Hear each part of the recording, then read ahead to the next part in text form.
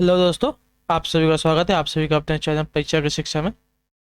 I hope कि आप सभी अच्छे होंगे और आपकी तैयारी भी अच्छी तरीके से चली होगी। तो जो बच्चे क्लास में पहली बार हैं, क्लास में नए हैं, उन सभी को बता दिया जाए हमारे यहाँ पे देखिए पीएड परीक्षा 2023 की तैयारी हम रेगुलर बेसिस पे करवा रहे हैं।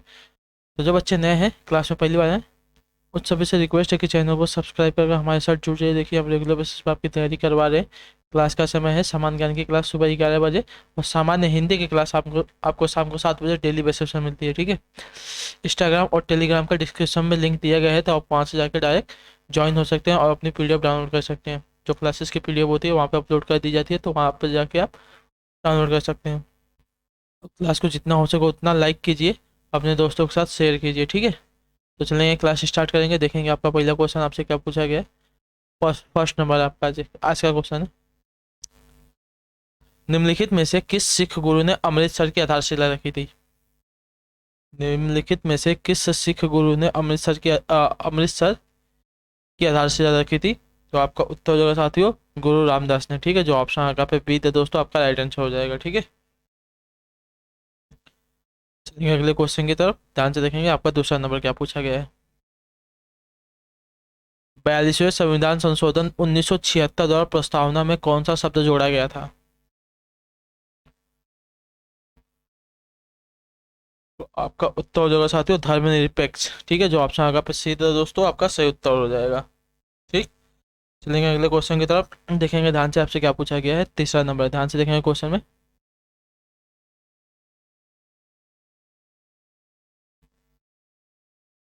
किस स्मारक को भारत राष्ट्रीय स्मारक कहते हैं, बताइए। किस स्मारक को भारतीय राष्ट्रीय स्मारक कहते हैं साथियों। तो आपका सही उत्तर क्या हो जाएगा, इंडिया गेट को। ठीक है। जो ऑप्शन आपका पे ए थे दोस्तों, आपका राइट आंसर हो जाएगा। ठीक।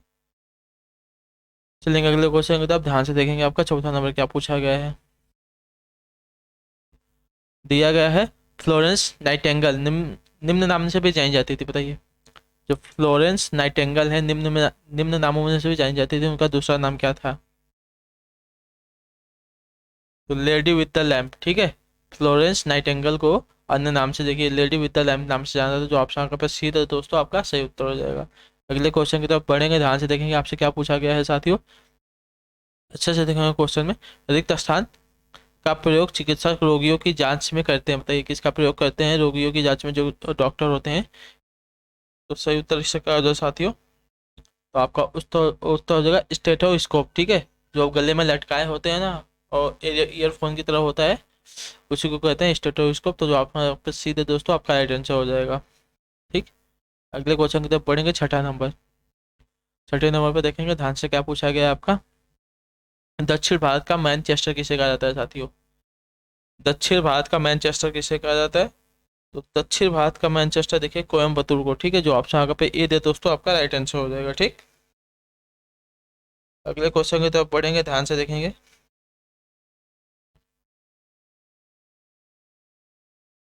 क्या पूछा गया आपका सातवें नंबर पे, अच्छे से देखेंगे क्वेश्चन में।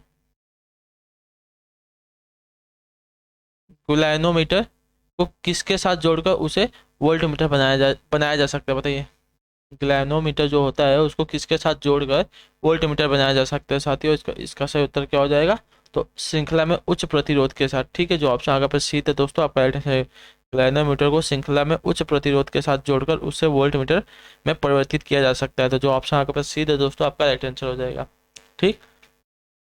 नेक्स्ट क्वेश्चन देखेंगे, ध्यान से देखेंगे आपसे क्या पूछा गया है। आठवें पे क्या हो जाएगा, इसका सही उत्तर बताइएगा आपको।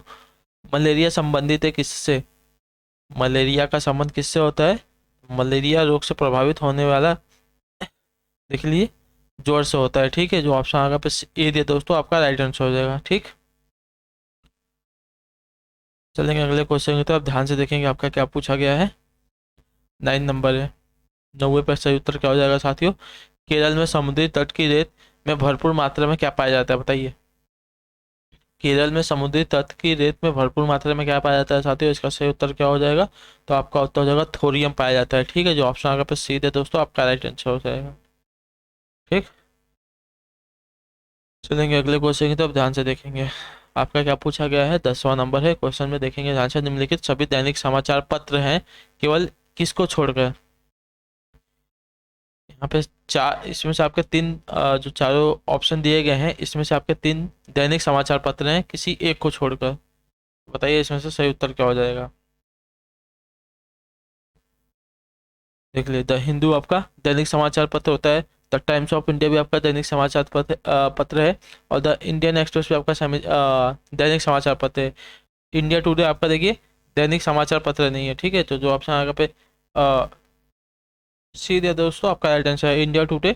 एक आपका पाक्षिक पत्रिका होती है, ठीक है। तो जो ऑप्शन आगे पे सी दिया दोस्तों, आपका राइट आंसर हो जाएगा। अगले क्वेश्चन की तरफ पढ़ेंगे, 11 नंबर है, ध्यान से देखेंगे क्या पूछा गया आपका। भारत में सबसे बड़ी सिंचाई नहर है कौन सी। भारत में सबसे बड़ी सिंचाई नहर कौन सी है। यमुना नहर, इंदिरा गांधी नहर, सिरहद नहर या अपर बड़ी दोहाब नहर। बताइए इन चारों में से कौन सी आपकी सबसे बड़ी सिंचाई नहर हो जाएगी साथियों। तो आपका उत्तर हो जाएगा इंदिरा गांधी नहर, ठीक है। जो ऑप्शन आपका पे बी है दोस्तों, आपका सही उत्तर हो जाएगा, ठीक। चलिए अगले क्वेश्चन की तरफ ध्यान से देखेंगे। 12 नंबर आपसे क्या पूछा गया है। उन भू आकृतियों को क्या कहते हैं जो पृथ्वी में विभ्रंश के कारण बनती है तथा जिनके कारण एक सतह दूसरी सतह से नीचे चली जाती है। बताइए। तो देखिए उसे विभ्रंश घाटी कहते हैं, ठीक है। जो ऑप्शन आपका पे ए दिया दोस्तों, आपका विभ्रंश घाटी का निर्माण तब होता है जब दो भ्रंश रेखाओं के बीच का जो चट्टानी स्तंभ है नीचे की ओर धंस जाता है। जो ऑप्शन आपका पे ए दिया दोस्तों, आपका राइट आंसर हो जाएगा। अगला क्वेश्चन देखेंगे आपका 13 नंबर है। 13 नंबर है, आपसे क्या पूछा गया, ध्यान से देखेंगे।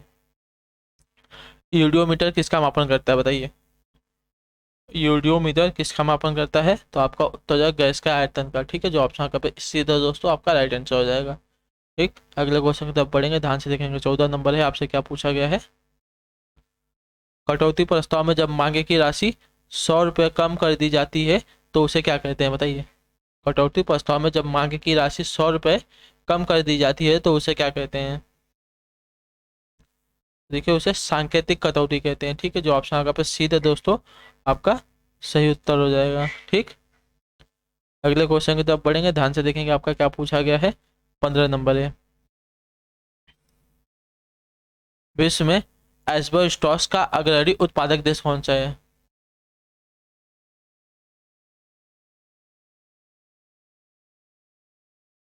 विश्व में एस्बेस्टॉस का अग्रणी उत्पादक देश कौन सा हो जाएगा साथियों। तो आपका उत्तर हो जाएगा कनाडा, ठीक है। जो ऑप्शन आपका सीधा दोस्तों, आपका राइट आंसर हो जाएगा, ठीक।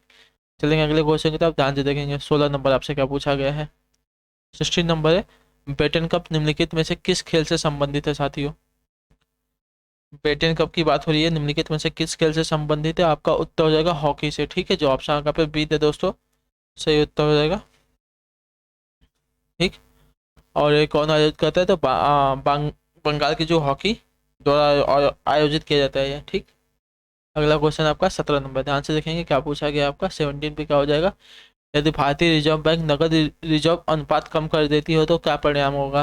बताइए यदि भारतीय रिजर्व बैंक नकद रिजर्व अनुपात कम करती है तो क्या परिणाम होता है।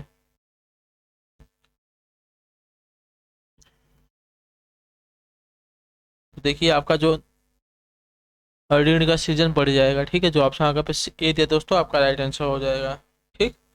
चलेंगे अगले क्वेश्चन की तरफ, ध्यान से देखेंगे। 18 नंबर आपका क्या पूछा गया है। टैक्स आधार में वृद्धि के अनुरूप कर की दर बढ़ने को क्या कहा जाता है। बताइए टैक्स आधार में वृद्धि के अनुरूप कर की दर बढ़ने को क्या कहा जाता है साथियों। इसका सही उत्तर क्या हो जाएगा, ध्यान से देखेंगे। तो आपको हो जाएगा प्रगतिशील कर कहते हैं, ठीक है। जो ऑप्शन आपका पे बी है दोस्तों, आपका राइट आंसर। टैक्स आधार में वृद्धि के अनुरूप कर की दर बढ़ने को प्रगतिशील कर कहा जाता है। जो ऑप्शन आपका पे बी है दोस्तों, आपका राइट आंसर हो जाएगा, ठीक। अगले क्वेश्चन की तरफ बढ़ेंगे, अच्छे से देखेंगे। क्वेश्चन में आपसे क्या पूछा गया। आपूर्ति पक्ष का अर्थशास्त्र किस पर अधिक जोर देता है। बताइए आपूर्ति पक्ष का अर्थशास्त्र किस पर अधिक जोर देता है साथियों। तो देखिए आपका निर्माता पर अधिक जोर देता है, ठीक है। जो ऑप्शन आपका पे ए दिया आपका सही उत्तर हो जाएगा, ठीक है। आपूर्ति पक्ष का अर्थशास्त्र निर्माता पर अधिक जोर देता है। आपूर्ति पक्ष मांग के अनुसार वस्तुओं का निर्माण करता है, अतः आपूर्ति पक्ष निर्माता पर अधिक जोर दिया जाता है। चलेंगे अगले क्वेश्चन की तरफ। 20 नंबर है, ध्यान से देखेंगे क्या पूछा गया आपको। नौकरशाही के सिद्धांत के संस्थापक जनक कौन थे। बताइए नौकरशाही के सिद्धांत के संस्थापक जनक कौन थे। इसका सही उत्तर क्या हो जाएगा साथियों। तो इसके देखिए मैक्स वेबर थे, ठीक है। जो ऑप्शन आपका पे बी दिया है दोस्तों, आपका राइट आंसर हो जाएगा। चलेंगे अगले क्वेश्चन की तरफ। 21 नंबर है, ध्यान से देखेंगे अच्छे से क्वेश्चन में क्या पूछा गया। संयुक्त राष्ट्र संघ कब अस्तित्व में आया था, बताइए। संयुक्त राष्ट्र संघ कब अस्तित्व में आया था? तो आपका अस्तित्व में आया था 24 अक्टूबर 1945 को, ठीक है। जो ऑप्शन आपका पे सीधे दोस्तों आपका राइट आंसर हो जाएगा, ठीक। 50 देशों के हस्ताक्षर के साथ अस्तित्व में आया था, याद रखना। अगला क्वेश्चन है आपका 22 नंबर है, ध्यान से देखेंगे क्या पूछा। अब्दुल फजल किस सूफी संत के पुत्र थे? अब्दुल फजल किस सूफी संत के पुत्र थे साथियों? इसका सही उत्तर क्या हो जाएगा? तो शेख मुबारक के, ठीक है। जो ऑप्शन आपके पे ए दिया दोस्तों आपका राइट आंसर हो जाएगा। अगले क्वेश्चन को जब पढ़ेंगे 23 नंबर, 23 नंबर है, ध्यान से देखेंगे क्या पूछा गया आपका। फ्रांसीसी क्रांति किस वर्ष हुई थी? फ्रांसीसी क्रांति आपकी किस वर्ष हुई थी साथियों? तो फ्रांसीसी क्रांति देखिए 1789 एडी में हुई थी, ठीक है। जो ऑप्शन आपके पे सीधे दोस्तों आपका राइट आंसर हो जाएगा। और कब तक चली थी? तो 1799 तक, पूरे के पूरे 10 साल चली थी, याद रखना। जो ऑप्शन आएगा पे सीधे दोस्तों आपका राइट आंसर हो जाएगा। अगला क्वेश्चन है आपका 24 नंबर, 24 नंबर है, ध्यान से देखेंगे आपका क्या पूछा गया है। भूतापीय ऊर्जा का अधिकतम उपयोग कहाँ होता है साथियों? भूतापीय ऊर्जा का अधिकतम उपयोग कहाँ होता है? तो देखिए आइसलैंड में होता है, ठीक है। जो ऑप्शन आगे पे ए दिया दोस्तों आपका सही उत्तर हो जाएगा। भूतापीय ऊर्जा का अधिकतम उपयोग आपका यूरोप महाद्वीप के देश आइसलैंड में किया जाता है, ठीक है। अगला क्वेश्चन देखेंगे आपका 25 नंबर, 25 नंबर है, अच्छे से देखेंगे। जड़ आवरण किससे प्राप्त होता है, बताइए। जड़ जड़ आवरण किससे प्राप्त होता है? तो जड़ आवरण की बात है, देखिए आपका प्राप्त होता है इलेक्ट्रोजन से, ठीक है। जो ऑप्शन आपका पे बी दे दोस्तों आपका राइट आंसर हो जाएगा, ठीक। तो इसी के साथ जो आपके यहाँ पे क्लास है जीके जीएस वाली आज की कंप्लीट होती है। आई होप कि आपको क्लास अच्छी लगी हो। हमें कमेंट करके बताइएगा आपको क्लास कैसी लगी। बाकी आपका कोई भी डाउट हो, कोई भी प्रश्न हो, हमें कमेंट में पूछ सकते हैं, ठीक। और जो बच्चे क्लास में पहली बार नए हैं उन सभी से रिक्वेस्ट है कि चैनल को सब्सक्राइब करके हमारे साथ जुड़ जाइए। देखिए हम आपकी रेगुलर तैयारी करवा रहे हैं।